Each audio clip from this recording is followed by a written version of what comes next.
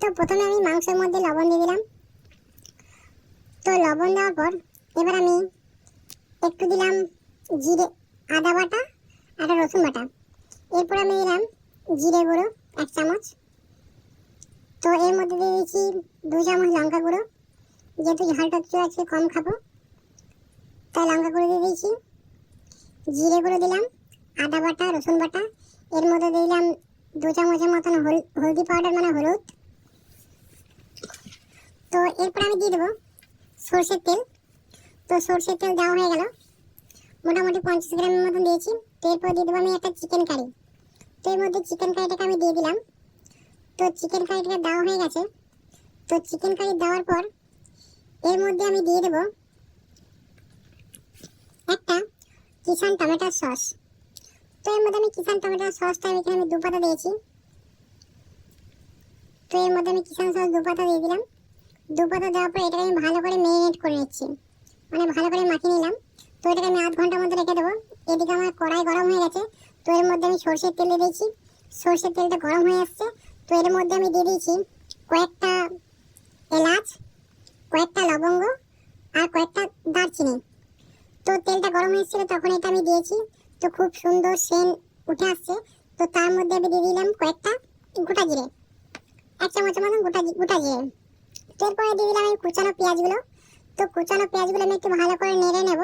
নেড়ে নেওয়ার পর যখন এটা বাদামি বাদামি হয়ে আসবে, এই আধ ঘন্টা যে আমি মাংসটা ম্যারিনেট করে রেখেছিলাম সেই চিকেনটাকে বা মাংসটাকে আমি এর মধ্যে তেলের মধ্যে দিয়ে দিলাম। তো এবার আমি এটাকে কিছুক্ষণ নাড়াচাড়া করব। নাড়াচাড়া করতে করতে এটাকে আমি কষিয়ে নেবো নাড়াচাড়া করতে করতে। তো এইভাবে কষানো হয়ে যাবে।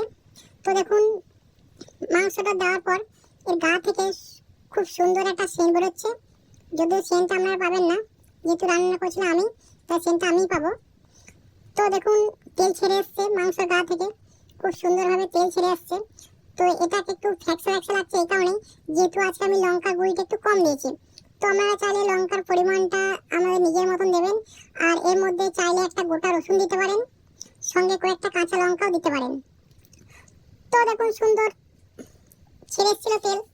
তো এর মধ্যে আমি একটু পরিমাণ জল দিয়ে দেবো।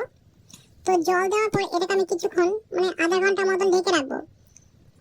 তো দেখুন এটা কষানো হয়ে গেছে। তো এর মধ্যে আমি কিছু পরিমাণ জল দিয়ে দিলাম। তো জল দেওয়ার পর এটাকে আমি ভালো করে একটু নাড়াচাড়া করে নিলাম। নাড়াচাড়া করার পর এর মধ্যে আমি একটা থাল বা কিছু একটা জিনিস এর মধ্যে আমি ঢেকে দেবো। তো আমার হাতে যেহেতু আমি মেড করা, যেহেতু আমার কাছে গামলাটা ছিল, সেই গামলাটা ঢেকে দিলাম।